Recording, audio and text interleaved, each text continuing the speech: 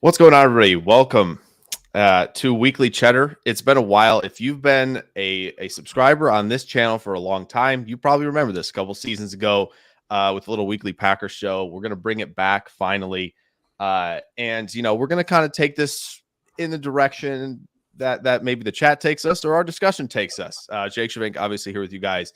And joining me is Clayton of the Packernet Podcast Network, one of the big time head honchos over there, doing daily podcasts. He has a show, Packers Total Access. It's also Packers Total Access on YouTube, where he's growing a ton over there with the live shows. It's a pleasure to have him on. Clayton, how are you doing on this fine Friday evening? I'm doing great, Jake. I appreciate the invite, man. I know this. If I'm one of the head honchos, we're all in trouble. I promise you. But no, we're doing great, man. And like I said, it's always good to get on here and talk football with you. We don't know what direction it's going to go in, but hey, that makes it more exciting, right? Yeah, absolutely. And yeah, I kind of left it open. I was talking, Clayton and I were just right before we started going live about, what direction should we take the show tonight? I just said, wherever it takes us, like we could rant about anything Green Bay related. We'll see, because my channel, there's a few like followers and subscribers that have no affiliation with the Packers at all. They got here, from some other video. They're getting it from the draft, right? So kind of left it open-winded. If there are draft questions, we'll take care of those tonight. We'll take care of anything you guys want to talk about this evening for a short time. So I think we're going to start kind of just with a little, our own maybe little special Packers rants. I know there was some stuff popping off on the Packernet team Discord a couple days ago. I think it was Wednesday morning, and just talking about maybe Goody and sort of the philosophy of the draft and how how things have been going there. Clayton, I don't know if you wanted to bring that up. I know I mentioned it to you before we went live, but I just thought that was really something interesting. And I know we're getting for Green Bay, it's a third of the way through the season. It feels like a nice little checkpoint to be like, what's working, what's not, and maybe just kind of rant about, something that's been frustrating Packers wise. So if you want to throw something out there early, go for it right now. No, I just go ahead and throw Goody to the wolves, right? Yeah, sure. If you want. It's funny because they see me on the show here on YouTube and on the pod, and they probably think, well, Clayton's pretty even keel. And then you mentioned the chat, and it gets ugly in the chat. Everything that I'm telling people in my chat to calm down about, I'm in Ryan's chat going off about. So it's funny how that works. No, but for me, it starts with the premier positions, Jake. And obviously on offense, it's quarterback, it's left tackle. On defense, it's edge. And in my opinion, it's that interior defensive line, both against the run and the pass, mainly that 1-3 tech that you really want to get pressure right in the quarterback's lap. And I think that's where we're really coming up short on both sides of the ball. A tier 2, in my opinion, on offense is center. You've got to have a solid center. And I think we would all agree that that's been kind of a tough angle this year when it comes to the Packers. And mainly because, when I heard other podcasters, people that actually follow the Packers, been covering the Packers for multiple decades, and they said that, Josh Myers made a comment in the offseason. And I'll just say it was Jason Wilde said this, Josh Myers made a comment in the offseason that, it's a little bit tough not having Aaron here now because there were so many times last year that he changed the protection and actually covered up for Josh Myers' mistakes, and now we've got a quarterback, to the best of my knowledge to this day still, he's not setting the protection. It's all Josh Myers setting the protection. Yeah. So when you get a free blitzer or you see a running play that's not quite setting up the way that you would, anticipate the hat count allowing, you really got to put it on Josh Myers. It's either that or a bad play call, by Matt LaFleur. So when you look at it from that perspective, that's the big thing that I think is hurting this offense right now, in the running game is center. That's the big thing. Yeah. I don't think Jordan Love has played horrible. Look, the accuracy is an issue, right? I mean, it's obvious to everyone. Let's hope he can iron that out. But as far as what's the major issue on offense, there are people making mistakes, but a good chunk of those mistakes are the protection not being set correctly. And then on top of that, in the running game, everything just getting cut off right up the middle. And to me, Josh Myers is a big issue with that. Elton Jenkins is underperformed. So when you ask about my rant, to me, it's like we've got to be willing to accept, or at least acknowledge, not accept, but acknowledge when we make a mistake with a draft pick. And let's two wrongs don't make a right. If that's a swing and a miss, we got to find the right guy and find him ASAP, right? And I don't know. I'm kind of now beginning to lean towards put Tom in at center. It's simply because there's been so many quarterbacks in the past that have made this comment, Jake. I don't mean to be long-winded, but no, you're good. It's like they talk about the worst thing, the hardest thing to deal with as an NFL quarterback is pressure right in your lap. We just got through talking about how defensive line is so important for that very reason. Yeah. So, you can evade pressure off the edge. You can climb the pocket a little bit easier than someone who's just getting pushed right back in your lap. Now, I understand Josh Myers is a decent pass blocker, right? A good pass blocker. Yeah. But when you're trying to run the ball and you're trying to establish that inside zone, and you can't get nothing accomplished because you're getting cut off right there in the A gap, and that's a real issue. Yeah. So.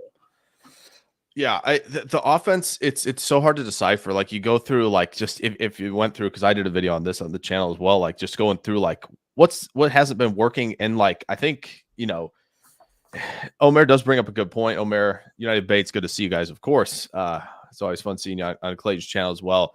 It does seem like they don't have the trump card right now. There's no like, oh yes, this is our little escape hatch that we can just go to at any time, right? We don't have that right now. Sometimes it was just like, flick the smoke right out to Adams, let him get 8 yards, and like, oh look, now our early down success. We've kind of taken care of that issue if we've been having that issue, right? Or it's like, oh, Rodgers can just scramble and make a play when protection breaks down. Like there's the trump cards just aren't there right now.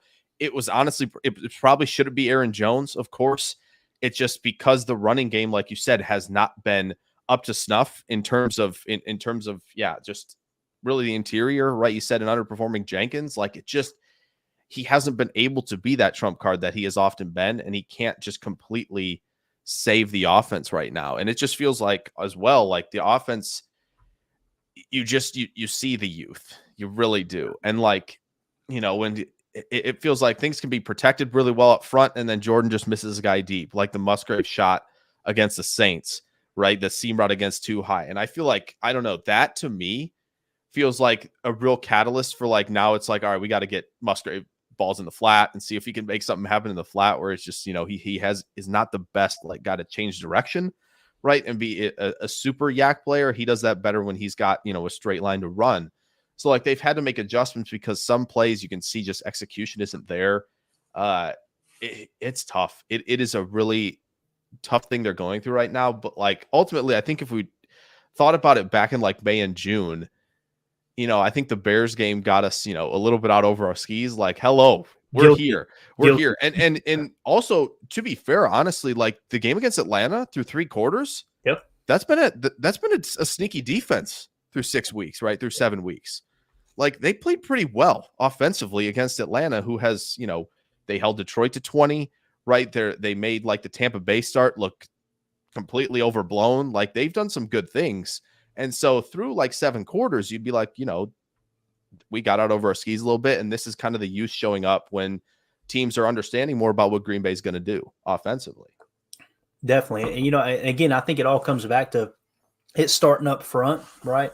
And like you said, another thing that several people have pointed out, Mike Walls pointed out, I think Chewy actually pointed out earlier on their show, is when the offensive line is struggling the way they are in specific situations, now you're having to keep that tight end to chip. You can't really attack the field vertically, right? You can't run some of those concepts that you want to run where you can, there was one play that I broke down on Chalk Talk from the game the other day.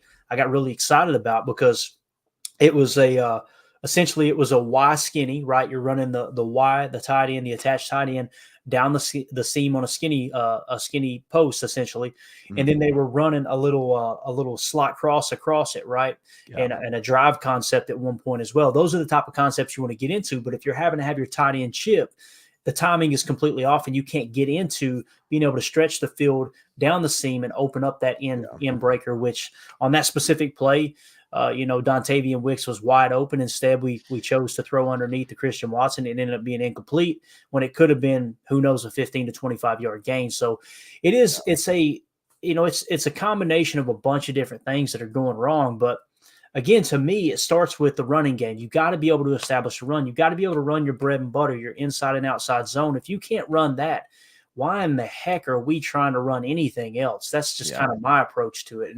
And Mike Wall tended to agree, but like when you look at the run blocking with Josh Myers, if you just sort according to PFF, and again, the PFF's not the tell all end all, but it's another metric we can use, another system we can use. Yeah. When you sort by run blocking just amongst centers, I mean, Josh Myers is the 44th center in the entire National Football League in run blocking grade. Yeah, I don't know if you guys are aware of this, but there's only 32 teams, right? So it's a pretty tough look. It's tough. How do you do that? It's wild. And again, it's like, okay, I got it. It is what it is, but you got to be willing. Look, this is year 3 now, right?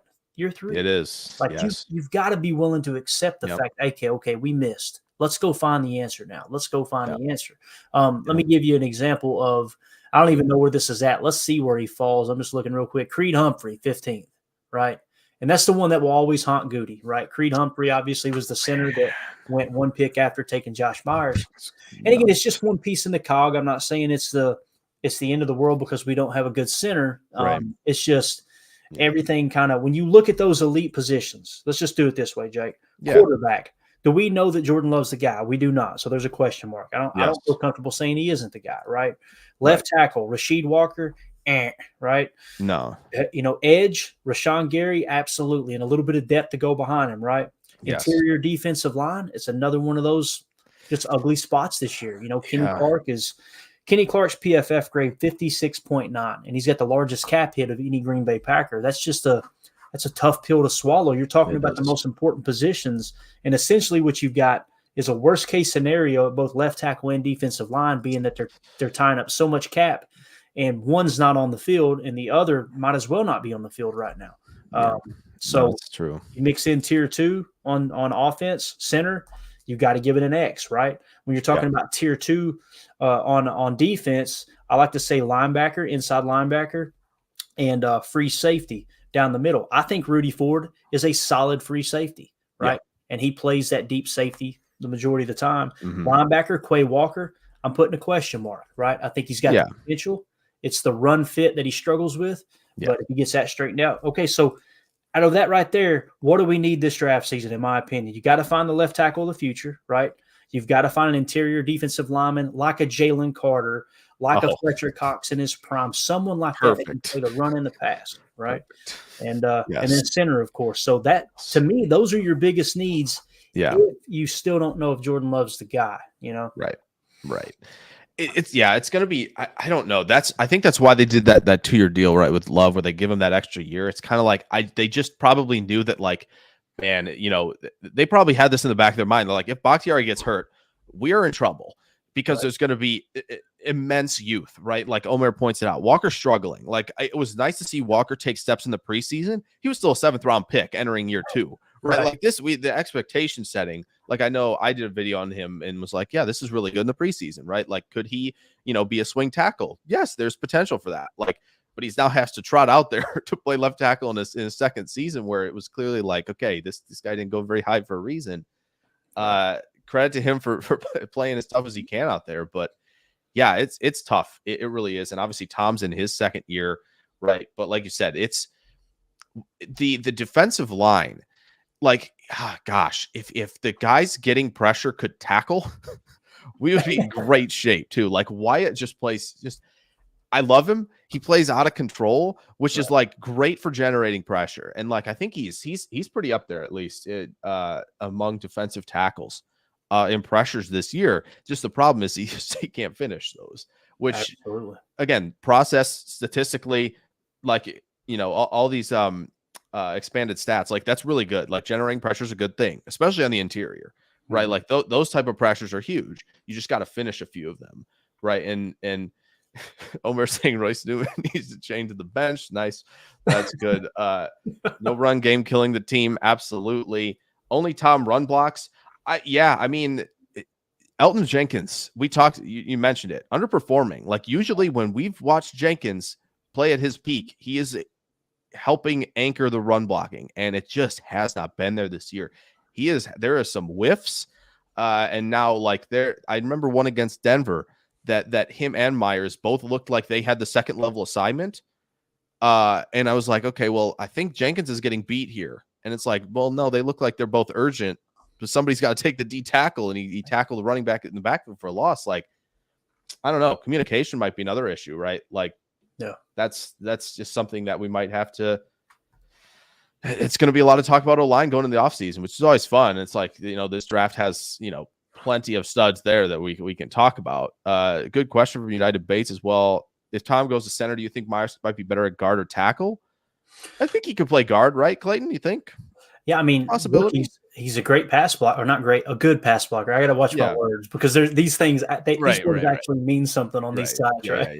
Yeah. He's a good pass blocker. I think, you just got to take into consideration you're probably gonna take a little bit of a hit run blocking wise, right? So if you put him in at guard, I think Runyon's going to be a free agent this year, if I remember correctly. So if you let Runyon walk, you move Tom to center, you move Myers to guard. I don't think it's going to be a huge drop off from Runyon to Myers. Who knows? Him not having to focus on the snap count, him not having to focus on the cadence, having to focus on setting the protection, having to focus on snapping the ball. I think we all take that for granted, that it's just given that everybody's able to snap. But with that being said, I think he probably would be a little bit better guard than he would a center, just based off of his pass blocking ability, right? So I would tend to agree. Yeah, I think we like you said, we take for granted the fact that like the centers are their processing skills and their like attention to detail in such a short amount of time is insane. Like the best centers, like Jason Kelsey, man, like he has had that thing figured out for near a decade now, and it looks effortless. And obviously he's like an elite athlete playing the position as well. So, but you watch Creed Humphrey play, and he has really found his stride, and he found it early. Like it did not take long. It did not take long for him to be an all-pro consideration. So when you have an elite center, you keep him around, and Green Bay did the best that they could keeping around Corey Linsley as long as they did, and that was crucial for that offense when he was in his prime as well. Omer talking about loves the interceptions. And yes, that last part, the biggest knock on it being the turnovers, right? It was such a strange shift for him because it didn't happen in 2018. The turnovers were not that bad. It was not a thing. Like he had a better offensive coordinator, right? And that guy jumped ship to a better program. Then he gets, kind of almost the leftovers calling plays. And then he just kind of maybe had to do more on his own, felt like he had to do more on his own, and that got him in trouble. And that he is, I don't know if he's kind of doing that now a little bit, if he's, adopting a little bit more. I think he has of hero ball, and that kind of gets him into trouble. I know I've looked at a few of the interceptions, right, going over the offense. I know the one against the Saints where it looked like it was just an arm punt. Yeah. I'm going to give credit to the Saints corner for bumping Dobbs really at the top of where he broke. Right. And it was like, it's good technique. It's good. Like, again, corners get the short end of the stick all the time in terms of contact. So definitely give the corner credit for really disrupting the route and making it look like a just disgusting interception where, potentially Dobbs could get out there, but he's definitely done that. So that's fair. Right. And Mike saying Kenny pisses him off. Wow. Okay, sure. Hey, me too, man. I'll tell you this. Let me mention this real quick. I had it pulled up for you. I looked at the run defensive grades on PFF. Kenny Clark is grading out as the 88th best defensive lineman, interior defensive lineman in run defense at 55.6. To put that into perspective, TJ Slayton significantly higher, if I can find it again, 38th at 65.6. Yeah, which we were hoping he was going to be up there, and that was the key to being early down, successful on defense. And he's done a decent job. I don't think it would deter me from looking at potential or nose tackles in the draft per se, but not at all. But doing what he can. Again, another day 3 pick that the Packers are hoping, gains to start. Like, guys, we got to, some of these early picks, day 1, day 2, get some guys at these positions who can lock them down for a little bit. Well, I've got bad news for you because Consensus Big Board already has a projection up for the Packers. They're going to take another edge defender, but go ahead, Jake. Oh, does it really? Oh man! Not that it means anything, but listen, this would have been a great year to do it. There's no doubt. There's a guy in Arkansas who's like 6'7", 281, looks like Van Ness, and I'm like, oh, that's a goodie edge. Sure, yeah, that's a goodie edge all day. don't tempt him. Don't tempt him at the top of this draft. They're like 4 edge rushers. He could be. Oh man. Oh no. Mike said he predicted Love would throw 20 interceptions. I mean, it's not impossible at this point. Hopefully, we don't get there. Yeah. This is a not. He's not going to throw 20 interceptions. There you go. Certified in the chat. There we go. Yeah. Or he may throw 30. Whoa. Okay. Wow. We're turning on Love. No, that's Yeah. Last week the pass rush not getting home is a big deal, right? Mike McGlinchey has been terrible really as a pass protector this year, and just not a great week to take off. And this week's going to be way tougher to do that. You have 2 bookend tackles in Minnesota who are excellent. Omer saying, try him out at guard. Emilio, what's going on? Good to see you over here. And then, Omer, you might need a right tackle again. Yes, Will. There's a lot of shuffling, right? Yes, try Myers at guard. Centers. Oh, yes. Omer, I think Clayton and I would both agree with this. Center is definitely more important than guard. I would agree. That's great news if Devondre Campbell is going to play as well. Trying to catch up in the comments here. Lee, good to see you. I see Lee's in the comments. What's going on? Yeah, well, I mean, listen, that's not incorrect, I would say. I think they do like the deep shots, and Love is clearly taken a little bit from 12. Now, is he as effective as 12? No, definitely not. But it's clear that they want to take shots. And I mean, when you have, let's be real, when you have Musgrave and Watson, I think you would like to take more shots if you can. The problem is can pass protection hold up long enough for extended play action like that? And 2, is there another guy who can help stretch the field out with those 2? Yeah. 3, is Love going to be accurately hitting those guys on deep shots? There's so much, that goes into that equation, unfortunately, that hasn't been there.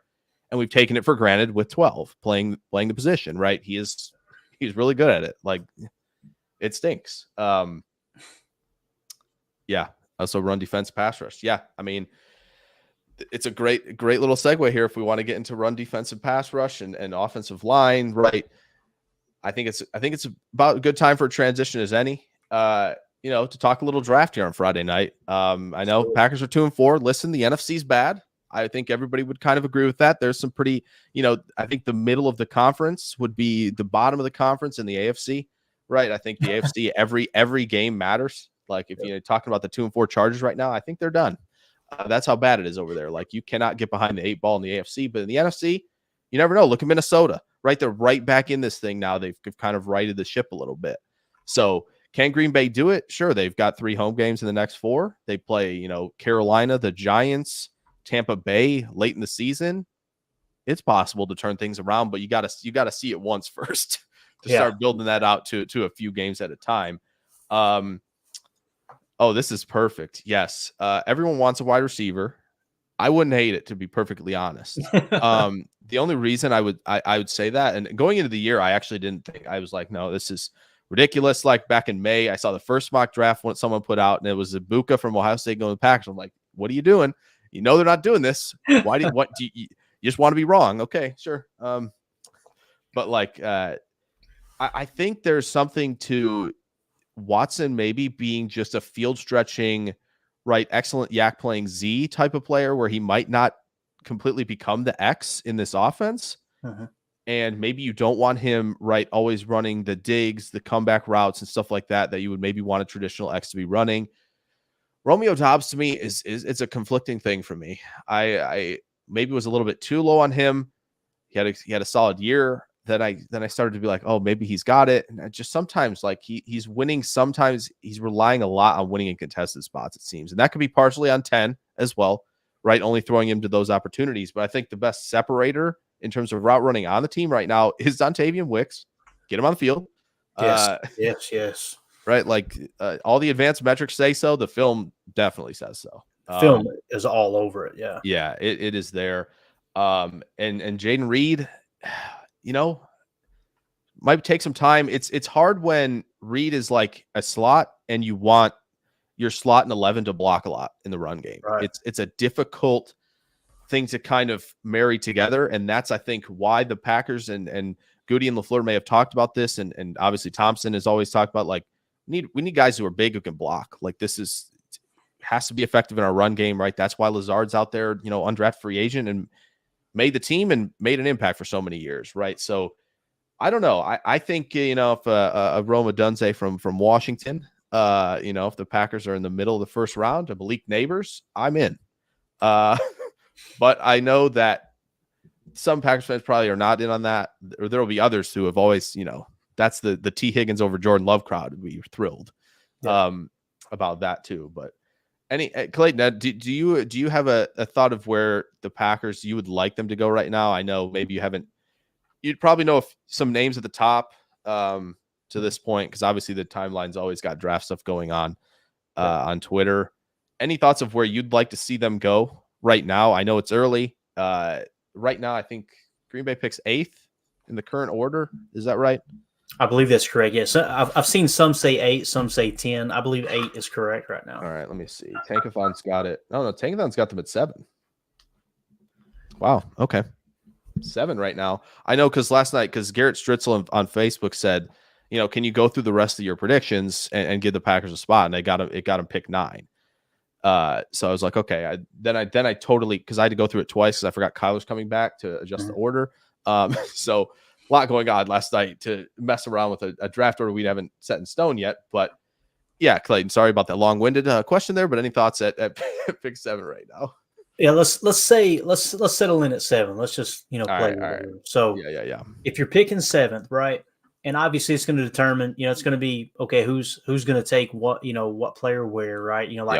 The one I'm looking at here on the consensus big board on NFL mock draft database, Caleb Williams going number 1, right, and they're projecting it to Chicago. Marvin Harrison number 2 to Arizona. Drake May to Denver Broncos at number 4 is where they got him. You got Brock Bowers going at number 8.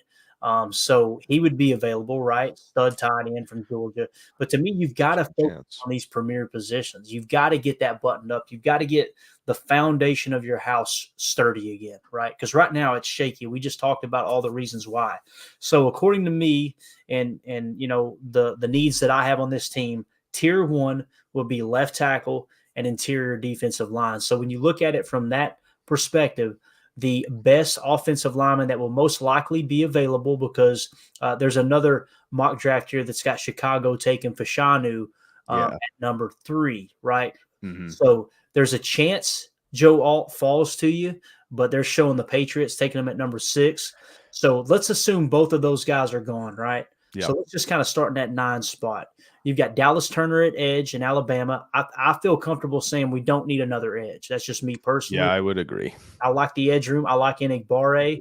I like Lucas Van Ness's upside. I darn sure love Rashawn Gary. Yep. Please, Goody, give the man a contract and don't tick him off like you did Devontae Adams. That's all I got to say there. Yeah, so your first interior defensive lineman or premier position will be Jerzon Newton out of Illinois, right? Yes. That would be your first interior defensive lineman. Let's jump down to the first offensive tackle that would be available after that spot would be J.C. Latham. So if I'm building my board out, those are probably the 2 guys at the top of the list right now. Now, we know this could shuffle, so just to mention a few more here, you've got Amarius Mims out of Georgia at offensive tackle. And then, of course, you've got Mason Smith out of LSU at interior defensive line. So those are probably 4 names that I would be perfectly fine with them using a top 10 pick on. And let's hope that can kind of sturdy up, those premier positions there. So, and here's the other thing too, Jake, that I mentioned earlier. Yeah. Goody is he's so hesitant on trading picks. It's like he just values that 4th and 5th round pick so much. And listen, I understand we're kind of on the backside of playing this cash over cap game. And when you play the cash over cap game in the NFL, you've got to hit on late picks. That's the way you make that work, right? Mm-hmm. Well, as Aaron Rodgers' cap penalty falls off the cap, right? And then, of course, you decide what you're going to do with Bakhtiari, which, to the best of my knowledge, there's a couple of different options. You can cut him or trade him and free up $20 million, right? Or you could try to re-sign him, make him the highest paid tackle in the league, which would be somewhere around 32 to 33 million, which should shave off $8 million off of your cap, right? So if you're bringing Bach back and let's say the surgery, I don't want to say it. Let's say the surgery looks like it was effective, right? Yeah. You bring Bach back for one more year on a restructured deal, then let's go interior defensive line. If Bach's not returning, then you take the best player available of those two positions. That's the way I would approach it. Yeah. I think, it's going to be difficult because I think we both see this right now. Offensive line play in the league right now, not good, folks. It's not good. And depth is being tested, and the depth is horrendous right now. And this draft for me, I think, is going to be, I think, heavy on offense in the first round. And I think you see that right now by the consensus boards. You'll see if you go through the top 32, at least on NFL Mock Draft Database, you'll see about, I don't know, 4 or 5 receivers at least. If I go from memory, there's at least 5 or 6 tackles. There might be 6 tackles now that are getting up there in the top 32. There's a 7th that's pretty close.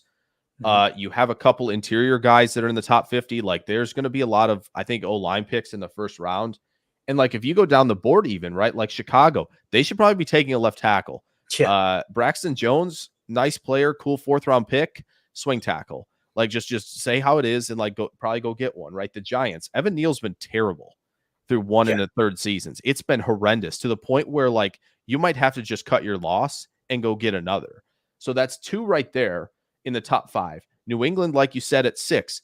That Bill Belichick loves doing this stuff. He hasn't done it as often in the first round, taking that. I think the last one he took in the first round was Isaiah Wynn in 2018. Yep. But I think he'd be very comfortable taking somebody like Joe Alt. I remember almost or Latham from Bama. There's a connection there. Talking to Saban. Oh yeah, right, exactly. So there you go, 3 and 6 now. And Amarius Mims, by the way, who's still 4th on the board. I think he was a lot of projection coming this season. Right, huge dude, a lot of athleticism, a lot of projection. He's missed now 3 or 4 games, and we haven't seen a lot of him yet. So that's the 4th guy the consensus board may not even declare.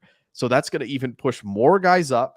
Right, that you're going to have. I think Graham Barton from Duke is one that's firmly in, I believe, that top 32 on the Mock Draft Database big board. Mm-hmm. Green Bay, they might not like the length that he has. The arm length might be a little bit of a question mark. I know there's already some people talking about him playing center, which is kind of wild. But hey, interesting. Maybe picking at the end of round 1, got to come back up, get a guy. Never know. But Taliesa Fuaga, shooting way up right now from Oregon State. Big, physical, quick.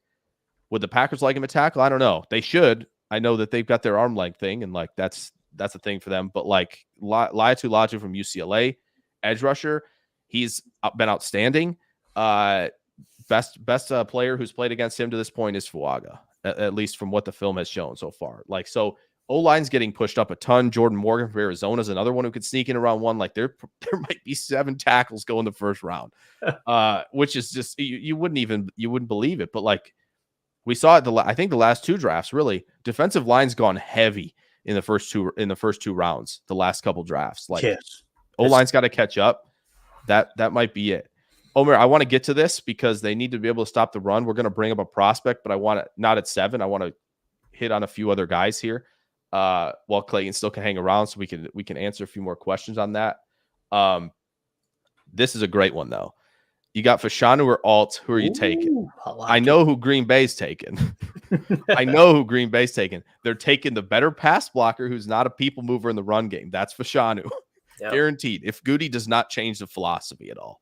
If the philosophy doesn't change, Fashanu, I think, would be the pick there. He's, I think, also slightly younger as well, which, always nice to have a guy coming in at 20, I believe, which he will come in at, I believe, or maybe just 21 when he's drafted. So that's a lot of years to play with, of course. Second contract could finish before he's 30. Like, that's big time, right? For a guy you can keep in your prime that long. I honestly, like, I don't know if Alt's my tackle too. I'll be honest right now. I'm building the big board out. I think Latham's my tackle too. I'll even give you guys a little tease on that before the board's released next week. But Latham pass protection is really good for a big dude. Like, the kick slide, folks, man, if we want to just go on and this is an interesting thing you brought up too, because if Bakhtiari comes back for another year, I would not be mad about Latham playing right tackle, Tom plays center, and then you have Tom as left tackle, beyond that. Sign me up. I'll take That's 2. that's something. Excuse me. That's something that I'd really like to see. Honestly, like I'm fine with that if that's the way they want to go. Because Latham already plays on the right side. Like I think transitioning is always difficult. You never know if some guys are going to be good at it or not. But I mean, I might take Alt over Fashanu only because I think you need to get an identity a little bit more of running the football. And Alt has proven that he is effective there. Yeah. They have to get more effective there. If it starts by doing it at tackle and not the interior, I guess that's fine. That's a good point about Zach Tom, right? Just like you said, is. I mean, having that flexibility to be able to put him at center if you do go out and just draft an absolute stud at tackle. I mean, it's a great point, Jay. Yeah, I really want them to take the stud tackle. Omer, good point. Hard for the wide receivers to show their talent when the O-line's a mess. That's fair, right? Longer developing plays. I think you can see that how quickly Wicks wins. And it's like, oh, that it really doesn't matter if the O-line's playing well or not. Like Wicks is open. No. Boom. It is like that, people. And I know Dobbs didn't run a ton of like routes in college. It was a lot of slant routes. He ran the occasional dig. He ran the curl routes, but he ran a lot of go balls because Carson Strong would just float those things down there to him and they'd make plays. It was a great connection. Like he's still working on, how to maintain tempo into these deeper routes and get efficient through the break point. Like that's still something he's getting accustomed to. Now this is what this year is for, right? We're going to figure out how everybody's progressing and get to that point. But I would still not rule out receiver, especially because then now they have, 3 picks in the top 50, and that's probably going to stay that way, barring a crazy Jets run here in the last 2/3 of the season. Right. But yeah, Mike's all in on Joe Alt. I like Joe Alt too. I do. He is just really solid everywhere. There's like just not like a hole you poke in other than maybe like balance and overextension sometimes. But when he's doing that, guy's so dang far around the edge that he's not coming all the way back to get him. So honestly, at that point, is it really a heavy concern? Maybe not. Notre Dame does have their guys 2-hand punch a lot, though. That's the one thing where like they're not always hand independent. That's something you might have to teach Alt a little bit more. Eichenberg did that. McGlinchey did that. So that's something that might, but I'm totally on board there. Omer says pass rush is fine. I agree. But at the same time, like think about like, excuse me, Kenny Clark getting a little long in the tooth and the play hasn't been good. And do you want to just roll out Wyatt and Carl Brooks as starting defensive tackles? I get it. Everybody, we love Carl Brooks here. Again, that is a day 3 pick that you are asking to start and play heavy rotation snaps coming from the MAC. And I'm not saying you can't do it, but just turning your nose at Jerzon Newton, I don't know if necessarily is the right decision. Jerzon Newton's best 2 games this year, 7 pressures against Penn State, 8 pressures against Wisconsin. They're sending O-linemen to the league every year. Like I know he wasn't doing it against Fashanu in the Penn State game, right? Not playing the same positions to go up against each other, but don't care. He is just dominant when he's allowed to rush him. And the problem is he going to 2-gap? No. And that might be where, they get a little concerned, but I think he can 1-gap just fine. Which is exciting because he didn't really do that last year. They weren't asking him to do that a lot. It was just kind of like, hey, just run to the QB, go get him. And it was like, all right, fine. Back end and the run D. This is what I wanted to bring up really quick as well at 7 or maybe 9 or wherever they end up. Kool-Aid McKinstry, Alabama corner. Goody's gone corner in the first. He's not afraid to keep going defense. Mm-hmm. We brought up Newton already. Do we think that's a possibility at all? I know a lot of that comes up with, where's Stokes at, right? I think, Keyshawn Nixon, is he going to – I think he's a free agent right after this year as well. I think it was just a 1-year deal for him. Correct. So that opens the door at slot a little bit. And obviously safety, there's always been talk about Rasul moving there. I wouldn't probably move him there at this point. I think he's playing corner just fine. But any thoughts on that? Like maybe if Kool-Aid's that dude, is it possible? I can't get over Brian Branch, man. Like, I know. I think of Brian Branch playing in place of Keyshawn Nixon in the slot, and how many tackles Key has missed, and Brian Branch is just playing out of his mind. And again, when I was talking about Brian Branch, I was talking about the safety position, right?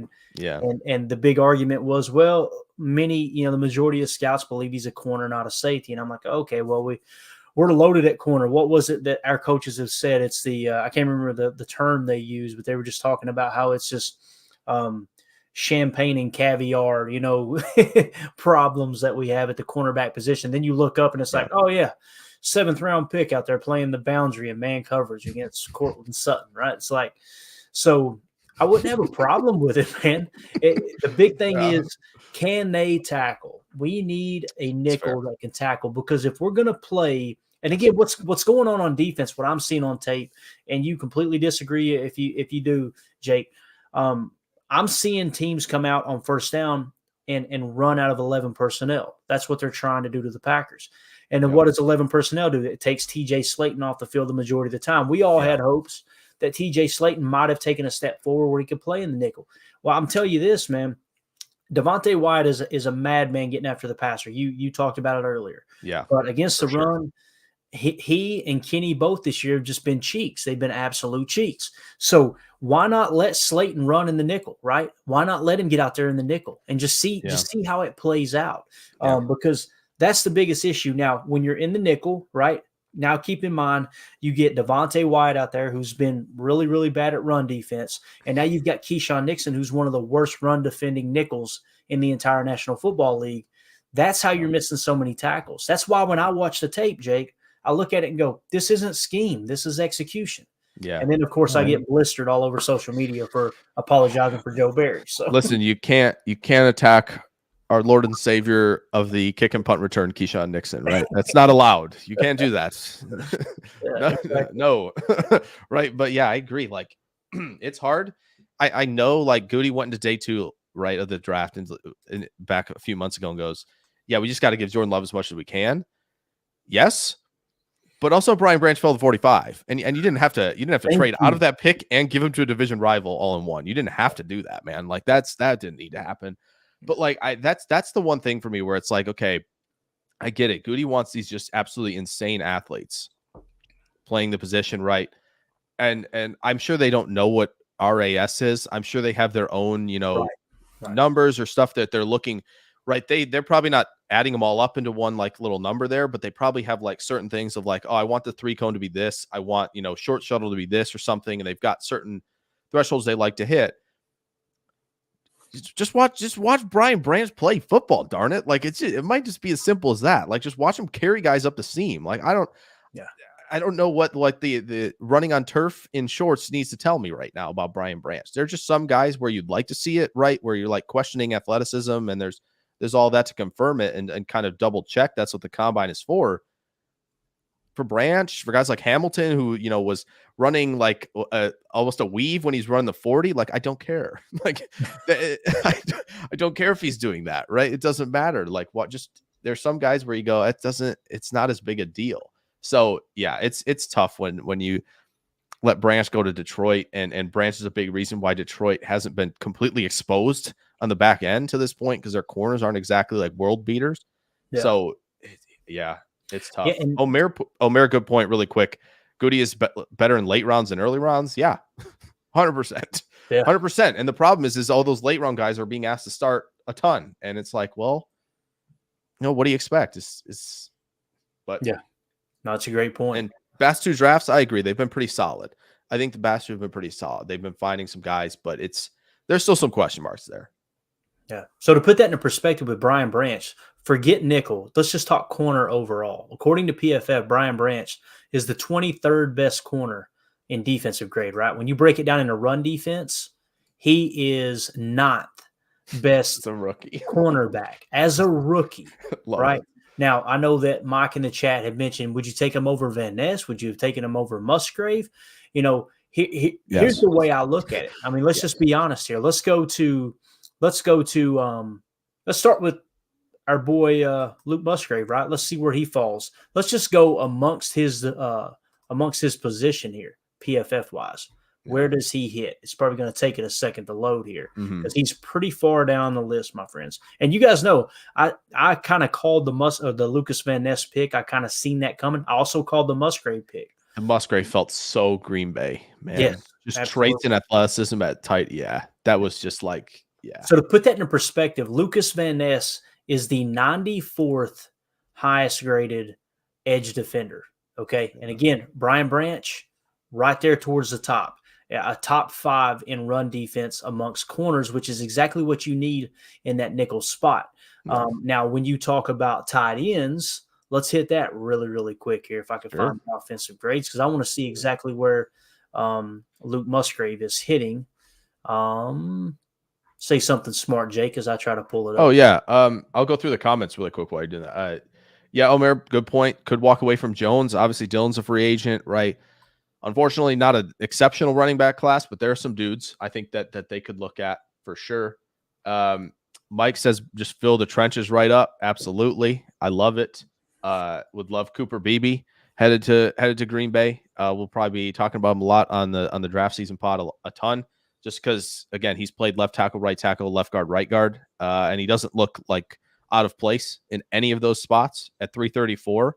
Right, like he's big, but he's darn effective. So I agree. Why trade Jair? Now that's something. I haven't seen that honestly. Like, I mean, if somebody's willing to, pony up for some decent picks, you never know. Yeah, and see, that's the way I see the cornerback position. I'll get back to that. Remind me of that here in a second, because Yeah, I'll I keep would that be up. on I'll board with keep that. that up for sure. Luke Musgrave is the 50th, ranked 50th amongst tight ends in the NFL at a 59.3. So when you look at how both of those players have played out, if you're now asking me, Mike, if you're genuinely asking, would you take him over LVN? Yeah, I would. This defense looks totally different if Brian Branch is your nickel Yeah, corner right there. He really does. Oh, and by the way, in a pinch can play safety. Let's be right, honest, right? right. So yeah. Now, as far as Jair, would you trade Jair? In my opinion, I don't think that's a bad move. I don't.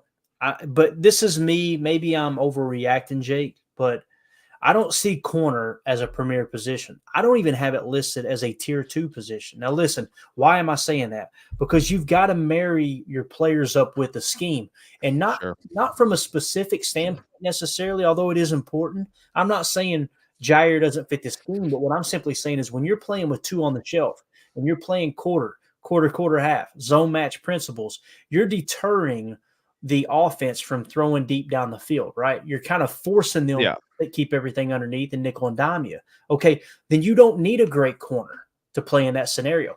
Now, Right. if you're gonna buckle to what all the fans wanted last year and play more cover 1 man and press man, Yeah. and you've got Carrington Valentine on the outside, yeah, that's a position where you want a healthy Jair playing if you're going to I stick to agree. cover 1 man. But if we're going to get Right. back to the traditional quarter and quarter, half, I don't Yeah. care if it's spot drop or zone match, then yes, we could do without Jair, get a ton of Right. compensation, free up the cap room, and focus on those positions that we really need for that specific defense. But here we are saying this, Jake. Yeah. Joe Barry's probably gone next year, and we're starting over, right? Yeah. So Right. that's what Yeah. sucks.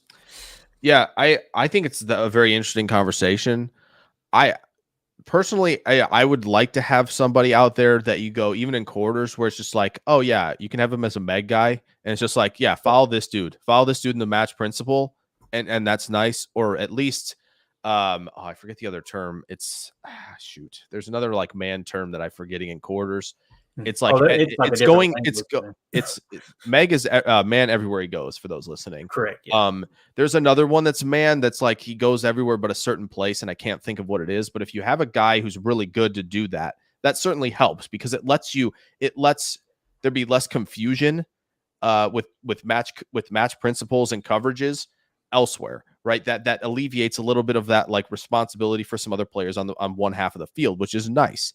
But I do agree, like you can have like good players rather than like a superstar in quarters, right? What Cleveland's doing with Jim Schwartz, right? They're just going, yeah, we're going to attack the living crap out of you up front. We need a bunch of corners back there who can help, right? And they've got the guys to do that, right? Denzel Ward to do that. They've got Greg Newsome, who's playing really well in the slot this year. Martin Emerson's big and physical, right? They put a ton of capital in there to have guys who can do that. If the Packers want to do that and make that shift, okay, then I'd be drafting McKinstry pretty high then, because you got to have somebody who can do that, right? If the scheme's going to change. If it's not, then yeah, maybe you don't go after McKinstry. But again, it's going to be a lot of, who do Goody and company have as first round players? Mike says Stokes is nowhere. That's fair. Again, injury. It was a pretty significant one. Yeah. And now a third injury, right? I mean, there was two injuries. Right. The initial injury, and now the hammy. Jair Alexander, just so you know, he grades out the 88th ranked cornerback in the league right now. Man, that's crazy to think It about really with is. all that money. It's just I just remember being really excited when we picked him in the first. I was like, wow, Goody. I was like, wow, you actually went and got a smaller corner. Right. He's feisty as heck. That year one he had as a rookie. Holy smokes. Yep. If you just want to remember the good old days with Jair, just go watch the Ram game. Don't watch the end of the Ram game. Don't watch the end of that, right? Don't watch the end, but watch Jair in the Ram game. My guy's just everywhere making plays. WHS Pioneer says, I have more faith in Jenkins getting right. I think so. I haven't been moved off of that completely. Yeah, I think agree. He can definitely get there. He's obviously, another guy who can play center in a pinch for sure. But obviously he's got some experience to tackle as well. So it's could you move him out there? I would always, for a guard who can do what Jenkins does, I'm always looking to be like, yeah, can you play tackle first before can you play center? Because I think, obviously having Jenkins and Tom is a big help. Both guys can move around, gets you a little positionless without losing effectiveness on the offensive line. So yeah, let the rest fight for guards and right tackle. Yeah, Sean Ryan did play tackle at UCLA. I thought he did well there. Clearly the transition hasn't been great to this point. But yeah, I mean, that's very true. Mike said branch over LVN. Yeah, I'll bring it back up. I branched as a clear first round grade. LVN for me was a higher 2 with potential, right? Like that was like a very high ceiling grade for him, but branch over Musgrave. Yeah. 100%. Absolutely. 100%. So yeah. I was in that camp for sure. It's easy for me to say that now. But I got the board. Right. I can send you it. I don't make adjustments. I'll own my L's. I'm owning a big one. I'm owning plenty of big ones. Rashawn Gary being the biggest. I don't own any of them because my board is built from other people's opinion. It's not. There you go. I don't look at any of the players and go, I like this guy over this guy. I just simply compile all the data. But yeah, I mean, looking back when you guys see me when Branch on the board when we picked, I'm just going this. Again, Christian Gonzalez from the year before, right? He almost dropped within our range, but I was looking at Christian Gonzalez going. Dude, I couldn't believe he was there. He was my number 2 overall. I couldn't believe he was there. Yeah, he was my number 3 overall, or number 4 overall player. Like I just couldn't believe he was there. I'm like, I was thinking about that draft week. Was like, man, if Witherspoon or Gonzalez gets to Green Bay, it's not impossible. Just take him, man. Just take the real goods. Like, would have been great. It really would have, yeah. But Omer, good point. Organization, conservative approach, double-edged sword. Sometimes huge plus. Yeah, it's their approach to the draft certainly can be a double-edged sword at times. It often preaches patience, which again, a lot of people, they don't like that. They don't like where Musgrave is at. They watched Dalton Kincaid the last 2 weeks. I'm sure you've watched what he's done in the span of 5 days, 145 yards and a touchdown, right? I get it. And you've watched Laporta be dominant all year. Right, he's been exceptional already as a receiver. So that drives me crazy because Jake, when you watch the tape, when you watch Laporta and you watch Musgrave, and I'm excited about Musgrave. I think he's got a huge ceiling, right? I think, and the fact that he's already trying to practice this week after being in the boot 2 days ago, kudos to him. That's the kind of culture change we need in Green Bay. But when you watch Laporta on the field and him out there giggling and laughing and grinning, just running people over, and then you watch Musgrave, who kind of looks like Bambi every time he catches the ball, he's slipping around and kind of nervous about taking a hit. It's tough, man. It's a tough freaking look. But again, we shouldn't be surprised when we know exactly where Laporta went to school, right? I mean, it just continues to happen coming out of Iowa. Listen, I think the NFL, I think, got it.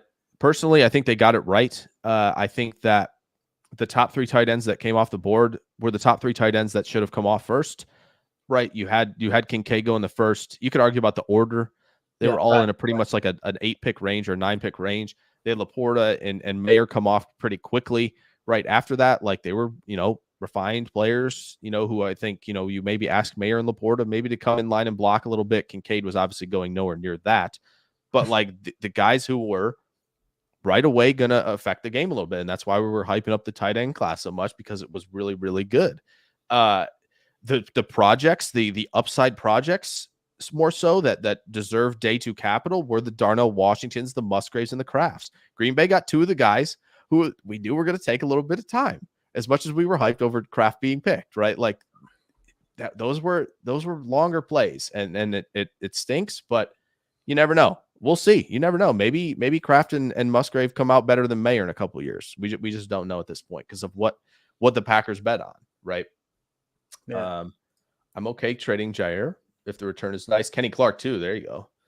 I mean, another note, and that's not impossible. Right. I mean, he's getting longer in the tooth, right? He's still young, but like someone mentioned earlier in the chat, it might have been on my stream, but he's been playing for so long. I mean, he's been really, really used over the years. And here's the thing: if he's going to continue to perform the way he is, both of them, get something. But just wish we had a time machine, Jake. Yeah, it'd be nice. And again, it's often why the Packers are, rather would move on a year too early than a year too late. And that's often the approach that they've made. Right. I think you can make certain exceptions, but to start making a lot of exceptions, then obviously it becomes the rule, and you don't really want to necessarily change that. I was totally fine with making the exceptions for 12.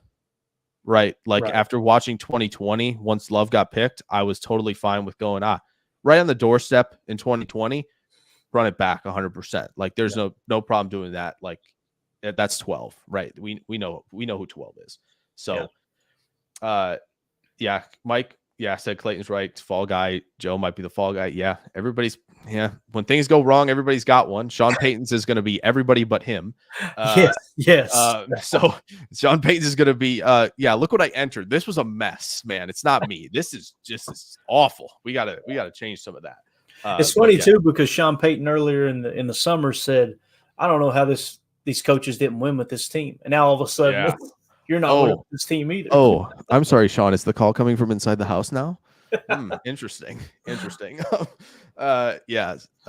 Omer, teams need a safety or run stuff or no line help. Yeah, I think they probably, I don't know if you agree, Clayton, I don't know if they're going to bring both safeties back. I would obviously lean toward bringing Ford back to this point. I know it's been 6 weeks. We'll see how obviously the rest of the year plays out, but I think he's played well.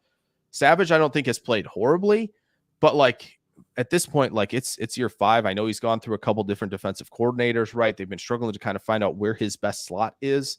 But I don't, to me at this point, it's just with a good safety class coming in, I think it might be time. Yeah. And you can kind of, one thing we've noticed is when you've got a strength in a draft class, we've seen it last year with the tight end position, right? When there's a position like tight end, let's say, for example, tight end, we knew it was going to be a real, real deep class. Well, you've seen the free agent market kind of cool off real quick, right? Yeah. So I think the same thing may happen with safety. If that's the case, for the right price, I'm bringing Rudy Ford back. Yeah. I would go to Rudy Ford right now and say 3 years, right? Maybe 3 per, and a little extra guaranteed money. Now you've set the floor in your safety room, right? Yeah. Let Jonathan Owens hit free agency. If he doesn't get any bites, bring him back on a veteran minimum, right? Mm-hmm. You can sign him to. Yeah. And then go out and draft the counterpart to Rudy Ford, but also with the understanding that maybe Anthony Johnson Jr. will rise to the occasion. And really the goal is to flip a weakness into a strength at those key positions. The problem I have is I don't see strong safety as a tier 2 position. I see free safety as that.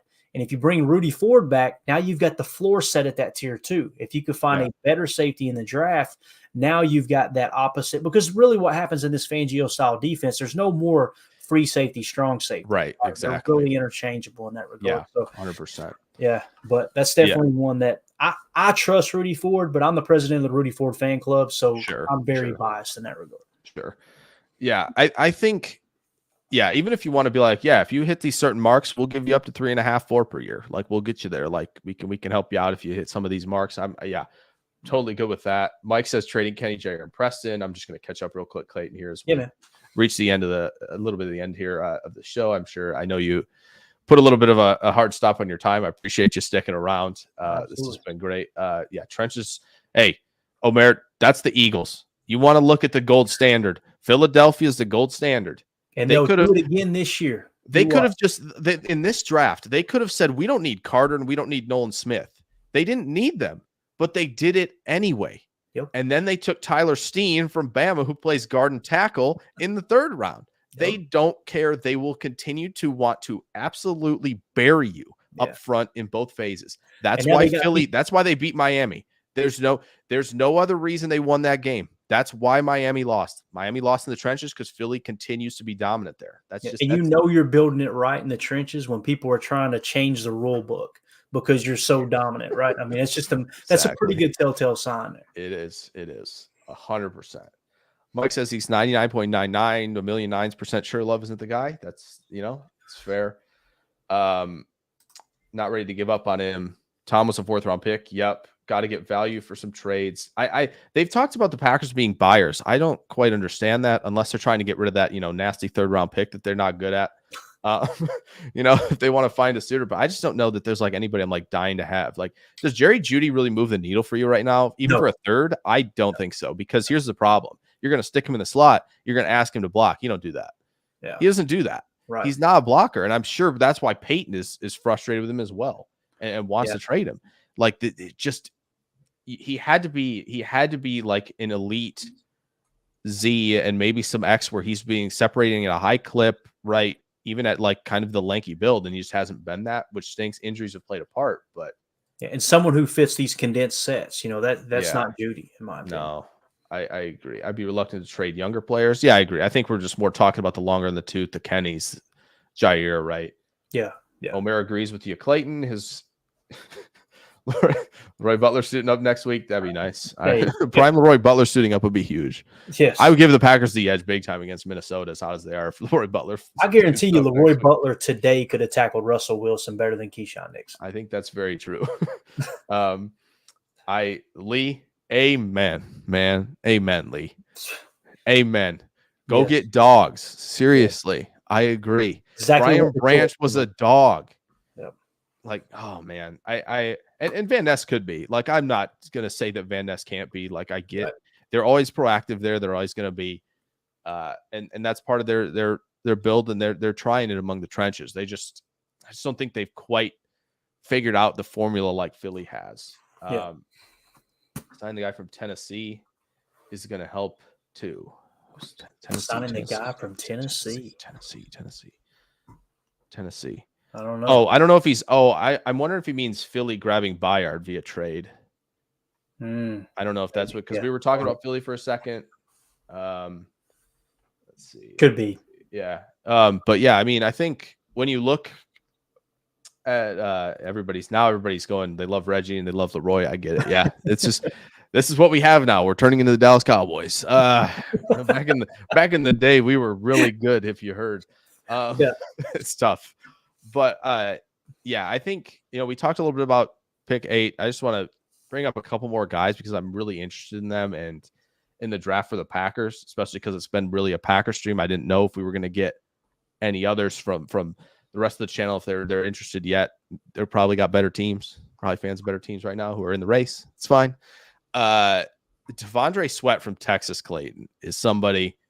Give him a peek. He's 6'4", 362 defensive lineman. If you look at it on PFF, you're going to like what you see. If you look at the film, you're going to like what you see. All right. This might be, and he's playing with 4 down fronts too. They're not like taking him off the field. Oh, really? They're not taking him off the field, and he's getting after the QB too. Defensive tackle. This might be the guy who might be able to stick around in some 4-man fronts as well as 5-man fronts. If Green Bay goes that direction, it's not going to cost a 1 to do so. And if there other Packer fans are talking about, we talked about safety. Rod Moore's coming back, and he's, I think, going to get into form for Michigan at safety. He is excellent. He is exactly the type of player where you can be like, he's not really, is he a strong safety, free safety? Oh, he does a little bit of both. Oh, excellent. This is a Fangio style safety. He can play with Rudy Ford, I think would really work out well. But yeah, getting some dogs in the draft. That's why I think we're pretty much in agreement that it's probably should be trenches. I think it's a Newton or a tackle at this point. It's early, right? There's going to be a ton of movement with guys, but if they're picking high enough, I know we didn't talk about quarterback, I got a You know? question for you. Yeah, Yeah, yeah. you're Go not for it. getting out of here that easy. All right, sweet. Quarterback. All right, quarterback. Jake Quarterback. Shavink. I had to. We had to do it. You're We had on to the do it. clock. All right, listen to me, Yeah, Jake. sure. Sure. We finished the season and we're in the top 5, and we got plenty of draft capital to take whatever quarterback we want. We can forget all the rules. You can trade up to the number 1 spot, and you get to Chicago's pick. allowing that? Wow. Nice. Absolutely, they are, Okay. because they're a stupid franchise, and that's what. Okay, sweet. Sick. So, Like that. quarterback. Who is your top quarterback? Who is the guy that you say, yeah, that's my guy? Right? I know who mine is, but I want to know who is yours. So I'll frame it like this, because I think I prefer one in Green Bay to the other, just based on how they're playing and how their style is.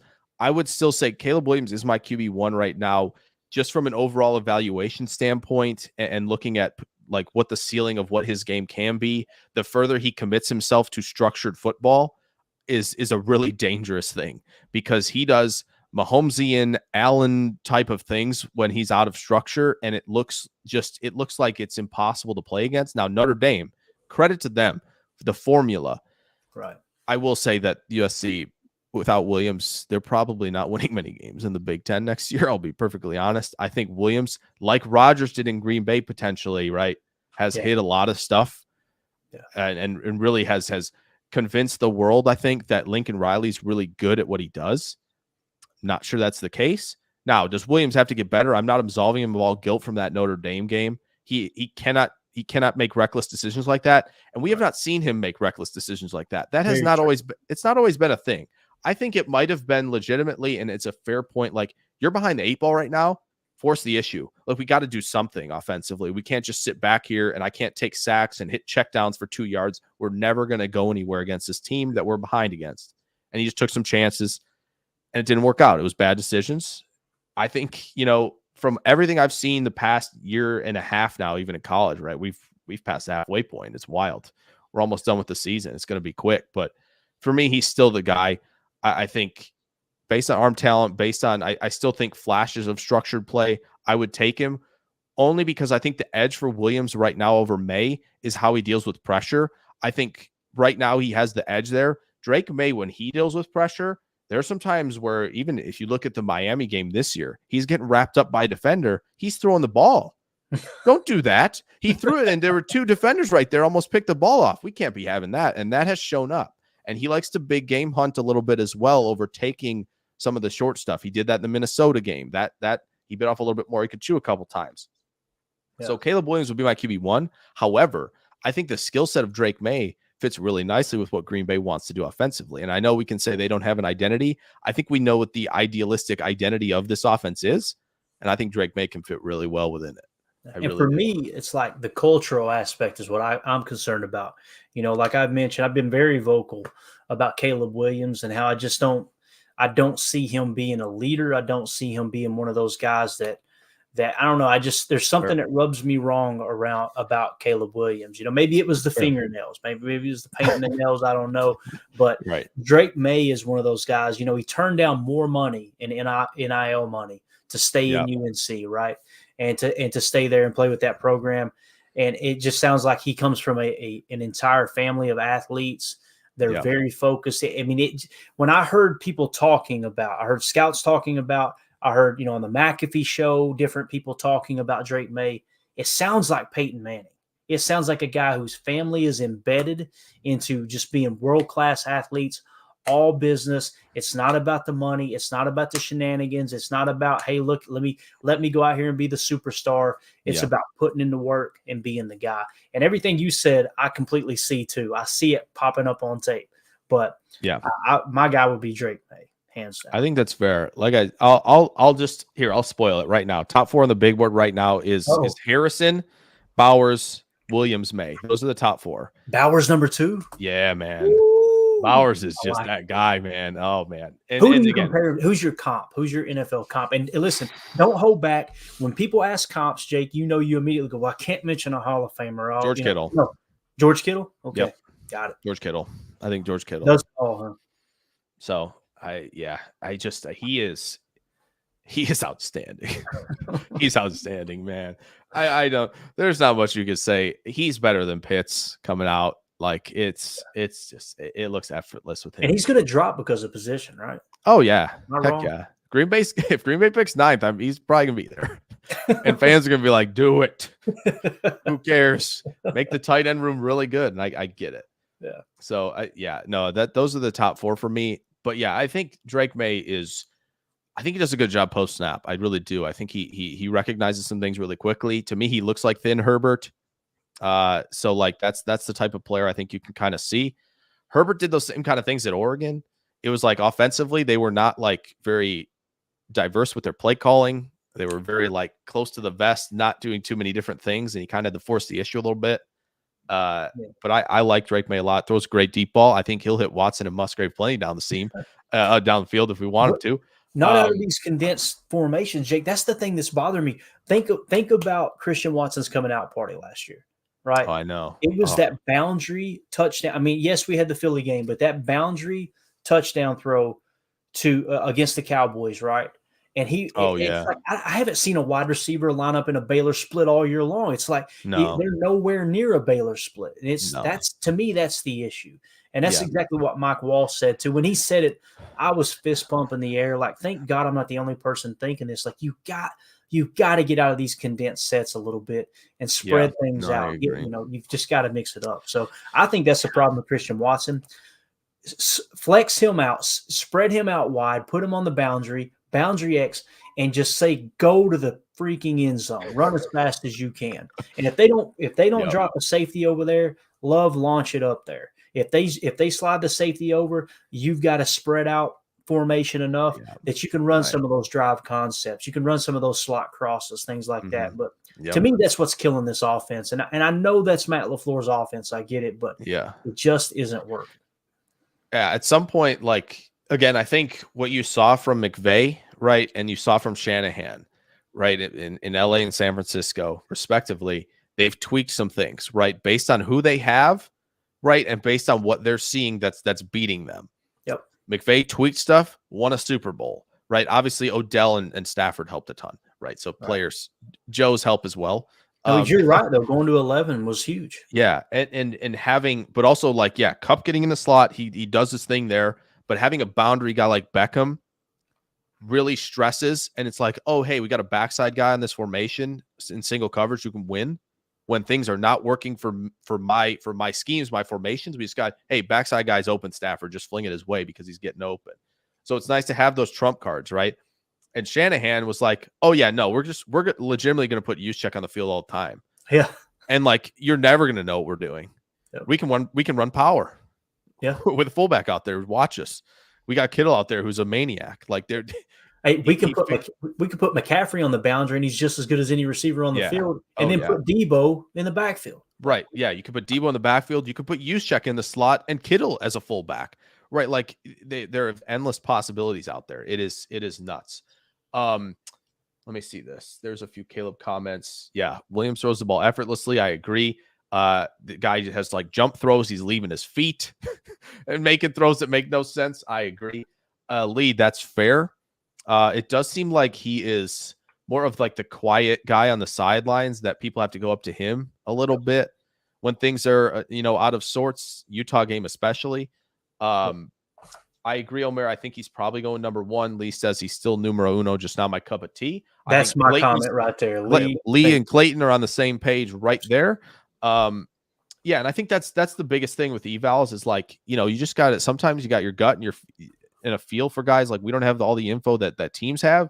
Sometimes you just go, yeah, Caleb, like take him 1. It makes sense. You should do it. Would I do it? I don't know.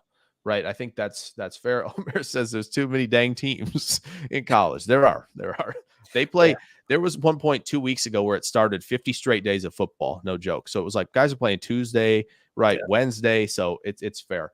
Lee, I want to get to this one too, really quick. Ooh. What do we think of Michael Penix? I think he's going in the first. I do.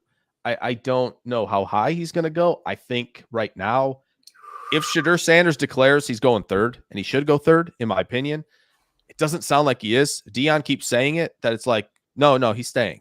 Why are you putting him in mock drafts? He's staying. Like that's literally like the stance he's taken. Fine. Then I think McCarthy becomes the 3rd guy that comes off, and then it's Penix. Got it. Penix, Penix right now, according to Consensus Big Board, they've got him going number 12 to Minnesota. Yeah. A precision thrower for precision separators in Jefferson and Addison. That's a tough scene right there. Especially when you have, especially like the problem I think with Penix is, right, like he can't scramble, right? He's not like this like heightened scrambling, I get to the second play all the time type of quarterback. Right. The problem is that Washington right now has like one offensive lineman, their left tackle. Really good, by the way. Pass blocking type. It's such a Green Bay type, by the way. If they're looking at like later on day 2, by the way, guy just is a fine run blocker, but not great. He's a great pass protector. It's a Green Bay guy all the way. But like he's so precise, right? Back shoulders, seam balls, corner routes, flinging the out routes where it just doesn't quite look like they're open. It's kind of like, should you have thrown that? Like, I don't know about that. That was weird, but he can dice you up, and he's tough as nails. He's dealt with so many injuries, right? He got a rib injury in the Oregon game, came out and battled through the back shoulder to Roma Dunze to win the game. Like, dude competes his butt off. I would take him in the first. I would not probably take him in the top half. Would be a little bit rich, I think. But again, it's quarterback, it's demand, so it's getting pushed up anyway. Yeah, right. There's two different drafts every spring. There's a quarterback draft and then every other position. Yep. Emilio saying Love throws deep balls, 5 wide, all 9 routes. I mean, we got a couple guys for that. There it goes. There it is. There it is. There it is. Watson cannot judge a deep ball. I think there is a little bit to say with the tracking. I think you saw a little bit of like, he had to kind of make late adjustments as a rookie because it was just like, okay, it's a lot of like Rodgers, right? That was his first year as well. And Love now in his first year, you have to figure out how far you have to throw it down, adjusting to his stride length versus other stride lengths, because it's not the same. It's not the same horse running down the field. It just isn't. One guy's a Kentucky Derby guy, and the others are in this little mini circuit. Like, it's very different with the receivers, right? So I think that's the thing, right? So it's partially on Watson, but it's also partially QBs that are not used to a guy like that galloping down the field at that speed. I agree, Mitch. I think you kind of have to. I think May is just the better fit right now. I think Caleb would lean too much into the Rodgers out of structure manual and not enough of in structure. He would not be 2020 Rodgers, not even close, where Rodgers is like picking apart and just doing everything and making slight adjustments, but doing everything the scheme was asking and just pick apart guys. Yeah.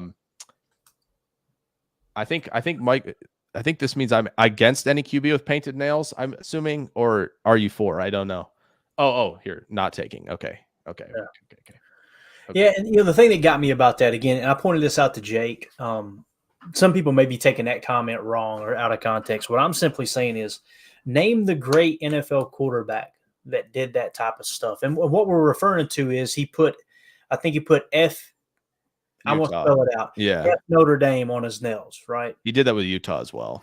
Okay, so just on the fingers, right? You get 4 and 4, and it's like it's symmetrical. Yeah. So when you think about NFL quarterbacks, think of the great quarterback. And again, if you're taking a quarterback at number 1, you're expecting him to be Andrew Luck. You're expecting him to be Patrick Mahomes. You're expecting him to be Peyton Manning. You're expecting him to be all of these great quarterbacks, right? Whether he is or not, we all understand there's a risk that he's not going to be. But when you draft number 1, especially if you trade up to number 1 and give up all of that, you're expecting him to be that franchise quarterback. Name the franchise quarterback that's done that type of stuff. I can tell you 2 quarterbacks who have definitely done that stuff right off the top of my head. Johnny Manziel has definitely done that kind of stuff. Baker Mayfield has definitely done that kind of stuff. Those are the 2 right away. Now, Baker went first. Right. But he's on a 3rd team now. Exactly. However, I will give Baker some credit. Like, he got Cleveland to the playoffs, the final 8. He was part of that. Like, kudos to him for doing that. And then Cleveland went and did a Cleveland thing kind of a little bit. And went and got somebody else. We're not talking about on this show at all. But like, it's some of the antics definitely that is definitely a thing. Yeah, sure. But Johnny Manziel is who I think of when I see Caleb Williams play. That's who I think of. Those are the type of plays that Johnny Manziel was making. Now, I'm not suggesting that Johnny Manziel had the same arm strength, the same act, but that was like, when you talk about building an offense around a quarterback, I just don't. Caleb Williams, let me say it this way. If you removed all of the out of structure play, of Caleb Williams, if you just put a highlight reel together of him playing within the scheme, right? Mm-hmm. Would you feel the same way about him that most people do? I don't think I would. No, probably not. But I think part of it, and again, is it fair to compare him to these guys? Probably not. But I don't. There's so much like of watching Allen even last night, just getting to just second reaction play after second reaction play, and you're like, boom, Caleb's doing that. Like he's doing that, no problem. Right. Like that's going to be the things he does. And now you can't completely lean on it, right? There are, and I don't think he does this. And this is what's I think extremely important for Caleb is he's not like a guy who's like, I must leave the pocket. He's not like, oh, I don't see the guy and I must leave. Right. Mm-hmm. There are guys who are one read and I'm leaving. I'm getting out of there. I don't want to play this position. I want to run. I don't think Caleb does that. I think Caleb adjusts. I think he kind of tries to buy time. I think he's looking to throw at all times within the pocket. He just has to find a way to give himself some space to do so because his O-line or maybe a pressure that's coming late has forced him to do so. I don't think he's become where there's a difference to me between guys who are buying time to maneuver in the pocket and then guys who are like, I'm running the first time I see any sign of danger. Those are the guys I don't want. The guys who are gone. That was the big where I don't like Kenny Pickett. Kenny Pickett was like, I'm leaving this clean pocket. I don't like what I see. I don't like that stuff. That stuff bothers me. And with Caleb, I was like this summer going back, I was like, I'm expecting to see that type of thing because of like how much we talk about that type of stuff. But no, my guy is like, he's sliding up in the pocket. He could take 6 yards as a runner if he wanted to take it. But no, he's finding guys running crosses over the middle of the field instead, for 15, 20 yards. That's the stuff I want to see. But I agree. The in-structure stuff, I still think he's hitting deep balls really well with in-structure, recognizing when he's got those advantages. If you watch USC a little bit this year, they've thrown a lot of that wrap concept in, right? Yep. Where Jordan Love did really well against Philly last year. And they've thrown that a little bit in this year where he's like, all right, I just read the dropping linebacker. If he drops that curl route, the dig's going to be open. Yep. And you see that and you go, okay, perfect. These are like the little things, the layups, just take these. And I think he can get there. He's going to have a coach who doesn't lean into all the out of structure stuff immediately. Right. And he goes, okay, hey, this is where I think Peyton would be perfect. Peyton's going to be like, no, listen, stop that. We're going to play within structure. We're going to do this kind of stuff. No. And the second reaction stuff, I love that. You're going to be excellent doing that. But what I need you to do is take the layups when we got them, take the doubles when we got them. And then when we need you to do what you do best, do that. Right. And so I think he's going to have somebody who challenges him a ton to do so. What you talked about too, like creating separation to throw the ball, not to run. I mean, you basically described vintage Aaron Rodgers to a T. I mean, that's exactly what A-Rod did so well. Why people like him. That's why people like Caleb. It's just if you look around long enough in the film, you're like, that's one of my favorite quarterbacks, right? Like for Packers fans, you'd be like, oh, 12 does that. And if you're a Chiefs fan, you go, 15 does that kind of stuff, right? Like they've got that kind of stuff to them. So I think it's the top of the two quarterbacks are going to be it's just kind of which do you like a little bit more? Which do you want to teach Caleb to play more in structure? Do you have to like work on May with pressure in his face? Like those are the two things I think that are going to come with him as baggage. Emilio, I appreciate it. Hey, this is what the Packernet team they signed me on for. This is what I'm here for. They got the Packers stuff covered. I'll dip in the waters a little bit, but this is what they got me here for to do all this. So we've been doing this all summer. We've been getting ready. He also said Sanders will stay. I personally, it sounds like he will. Imagine if Sanders had no line. That's the biggest thing. Like he's been as on target as anybody this year. That includes the deep ball. That includes all the intermediate stuff. Like there's no reason he shouldn't go top 10. I just don't know. Like, he Jake, wants to stay. That's fine. Chance that Dion goes to the National Football League. I know he said he wouldn't, but I think it's. I just see him in Dallas. Could you imagine him in Dallas? Oh no, that would be awesome. I'm sorry, man. Oh man, just Deion Sanders walking the sideline with all that swag. Oh my god, dude. See, but wouldn't it be better if he was playing against Dallas a bunch? Like if he went to the Giants, if they moved on from Dayball, like that's still a big city in New York, and you get to go and you get to talk about Dallas twice a year instead, and be like, I can't wait to go down to Dallas. I'll be strutting down that sideline so much when we beat the crap out the Cowboys. Like I could see him saying that kind of stuff, and it would be really good. Omer says he wants Harrison if he plays like his dad. I got news. He's better. He's probably better. He's not as quick, perhaps. He doesn't have like the burst that his dad had, I think, but he's as technically sound as anybody. The Maserati. Great pod. We could put this up as a pod. Maybe if they want us to. But I appreciate it, Mike. Let's do it, man. We could do that. Yeah. Who would we target at running back? I'll get you out of here, Clayton. I don't know how much time you still have. We'll get out of here quick. If put in your last questions right now if you have them. We'll get to every single one here. We'll finish it up. If Clayton has to dip, we'll try to, like I said, I'll try to finish them as well. Would love to, again, bring them every week because I think I'm going to find a way to get something like this in every week. Lee, who would you target for running back in this draft? That's a tough question because we don't know if Jones and or Dillon or neither are staying, right? That becomes the difficult task of like, okay, what type of player are you replacing? I don't think you're replacing Aaron Jones. That's a tough ask because I think like genuinely to me, when you talk about efficiency as running backs, only one player is better than him since he came into the league, and that's Nick Chubb. That's it for me. Now, does McCaffrey offer you a lot more two-dimensionally than Jones? Sure.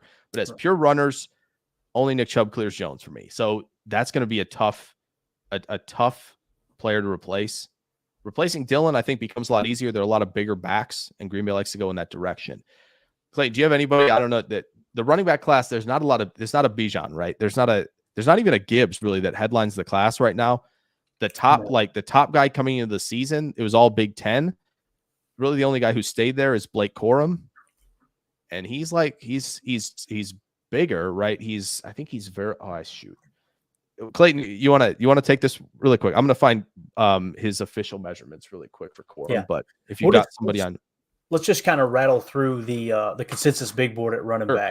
Sure. At the number 47 spot, he peaked at 20 is Travion Henderson out of Ohio State. Yep. Number 55, who peaked at 29. So you can see these guys peaked in the 20s. There's multiple of them. There's like, I'm counting like 3 or 4 that peaked in the 20s and are now coming back down to earth here. 55, Blake Corum out of Michigan.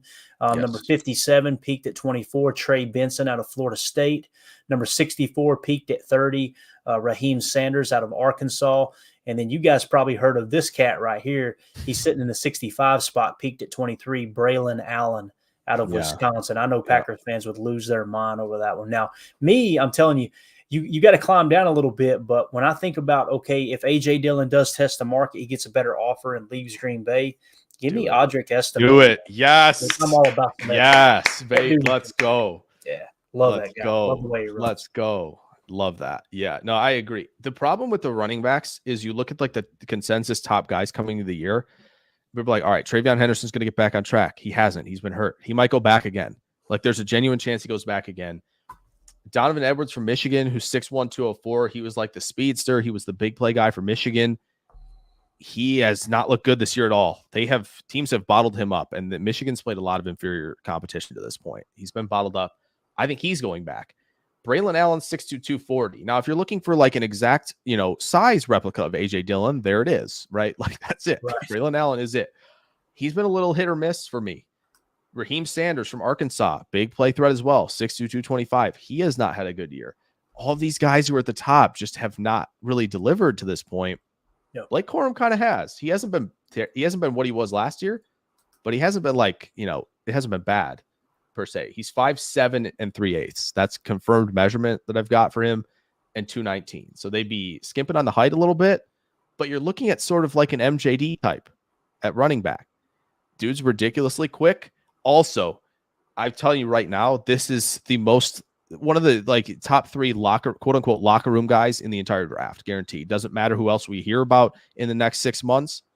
This dude, he is everything. He goes back to play with Michigan. He wants to win a title, right? He's out there giving it all. He's battled through injury. Could have come in the draft. He could have entered the draft last year if he wanted to, but like he went back. Good pass protector. Like just he competes his butt off all the time. So, like, if you're looking for the Jones replacement, probably not going to find it, but Blake Corum's darn close. I'll throw out this. If for those who want to look at some guys, just watch Jonathan Brooks from Texas right now. He's having a heck of a year. He's putting up elusive rating numbers that are rivaling Bijan and Roschon Johnson from last year, according to PFF. I think he's got over 4 yards after contact per attempt as well at 6'2", 207 or 6'2", 207. He's just a redshirt sophomore, but I don't know if anybody's played a lot better than him other than Bucky Irving from Oregon, who's smaller, 5'10", 195, but he's carried the load. Goodness, you want to go find like Oregon film from last year. Just anytime he gets the ball, just count on your hand. Just like write down like yes or no. Make first defender miss, yes or no. You won't find a no for about 4 games. Yeah. First defender misses all the time with Bucky Irving, and now they're letting him carry between the tackles. Goodness. How do you feel about sweet baby Ray Davis? He transferred over from Vanderbilt to Kentucky. Had a huge game. Obviously, his stock rose about the same time that some of these guys you just mentioned. How do you feel about Ray Davis, man? Yeah, I like him a lot too. He's another guy I'm getting to as well. As I'm building the board out right now, there's a lot of SEC guys who are just like middle rounds. Yeah, throw it at him because I do think he has been somebody who, patient, stays square, tough son of a gun runner. Where it's like, and he's not. He is very ultimate, no nonsense. There's not he doesn't look like the guy who you'd ask him be like, oh yeah, I'll bounce that run out. I don't like what I see. Like it's not really the case. Like he is. He's really good following the play. What's going in front of him. I wouldn't be mad at that either. I think there's going to be a lot of guys in the mid rounds. Marshawn Lloyd from USC. Talk about probably the best guy USC has on offense, not named Caleb Williams right now. It's Marshawn Lloyd. Dude is having a heck of a year too. So Marshawn Lloyd might be the closest to Aaron Jones, honestly. He's 5'9", 215. He is quick, he is fast, and he is really instinctive as well. There's going to be a lot of backs. I don't think there's nobody where I'm going, second round with one of those 2 picks, we got to get it. Right. Just like focus on trenches, right? Focus. You want to get a receiver, fine. You want to get a safety, good.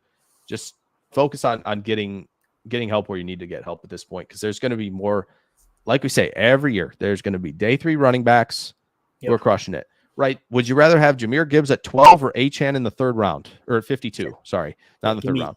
Give me 8. Right, exactly. Like Dameon Pierce, day 3 pick. He's in a 2nd year now. I know he hasn't having the best year this year, but they're just guys you can find. Hey, go back anywhere. A bit. Aaron Jones. I know it was a while ago, but my goodness. Yeah, yep, exactly. Right. Austin Eckler, undrafted free agent.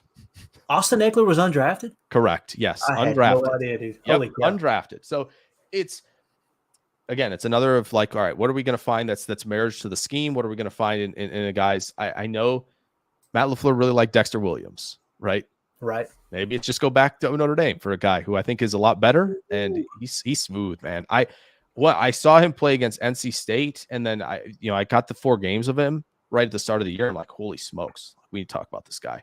So, no wasted motion. That's what I like about it. Again, Omer putting run stuffer, safety, O-line, exactly. If we want to do that with the first 3 picks, I'm in.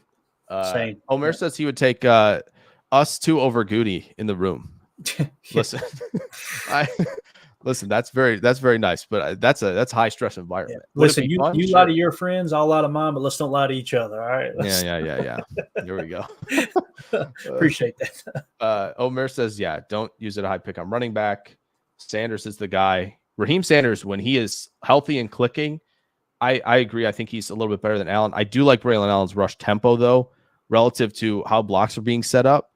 But the problem with Allen is he just doesn't make enough guys miss. It's like it's going down on first contact, even though he's 240. It's a little tougher for me to be sold that. What about Sanders' brother, the DB? Yeah, talking about Deion Sanders' brother, or I'm sorry, Cheddar Sanders' brother. Oh, the DB. Are we talking about Hunter? Well, he may be talking about Hunter. Let me see if I can climb down here real quick and find him. There's a database that we can go. Let me get to. I'm looking. Can we draft Shallow Sanders, right? Shallow's who he's thinking. Oh. Yeah. I imagine he's not. Yeah, 244. 244. Yeah, I imagine he's not declaring. I don't think. When Hunter's not out there in the DB room, it's been a struggle. You saw even with Hunter out there. The Stanford guy, A.O. Manor, went for like 290. How old is Hunter? What year is he in? Oh, he's a sophomore. He cannot come out.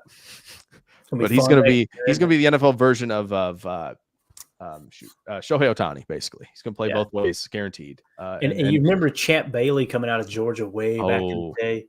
That's kind of what I think of when I think of Hunter. He's quite good. Talked about Travis 1, then Sanders. Got you, Emilio. Okay.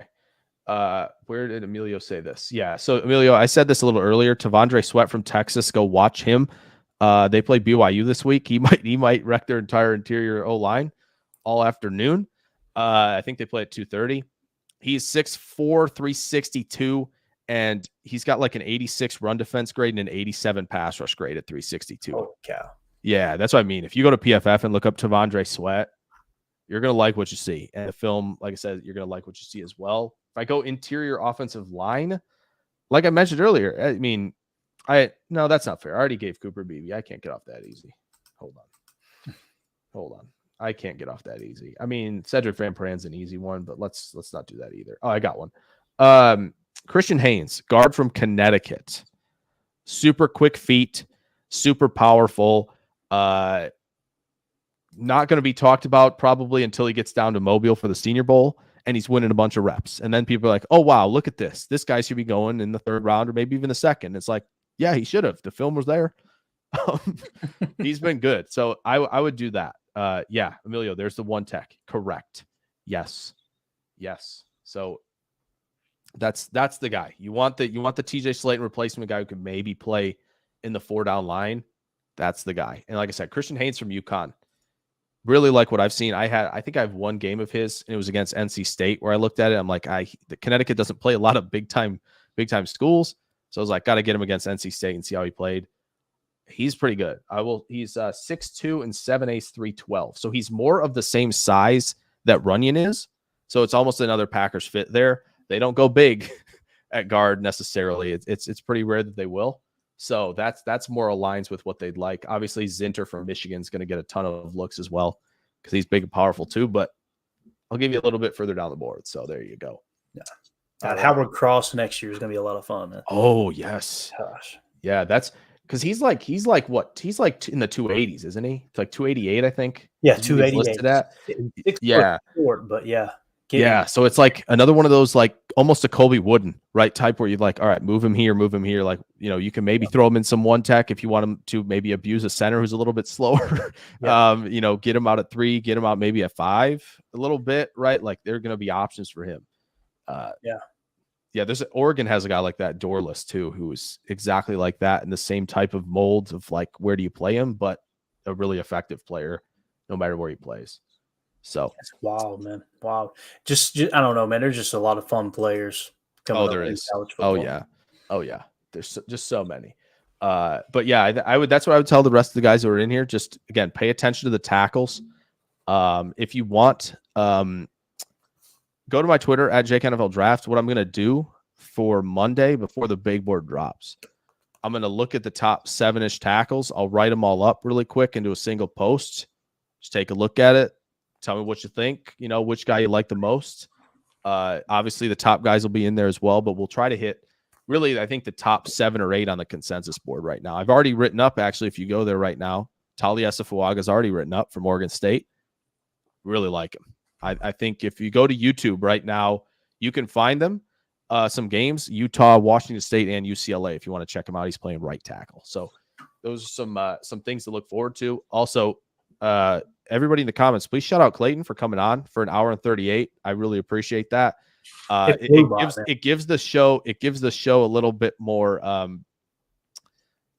just something other than me rambling on, because I do this right for the pod and it's just kind of lonely a little bit, and it's like I can barely breathe when I'm recording a podcast. I know exactly what you're saying. Like it's like, oh man, I can't stop talking anymore now. So it's nice to have somebody to play off of in Clayton, who's obviously even more ingrained, obviously, in the Packers side of things. So, he's bringing what he's seen on film, and that helps a lot with me as well, building the board out for this year, which is going to be really nice in terms of fits. But yeah, always great to be able to talk Packers and draft with Clayton, because he's like everybody else in the network. We're building out boards as everybody's doing it. It's always a fun time, and hopefully, Clayton, we can get you back as well on this show.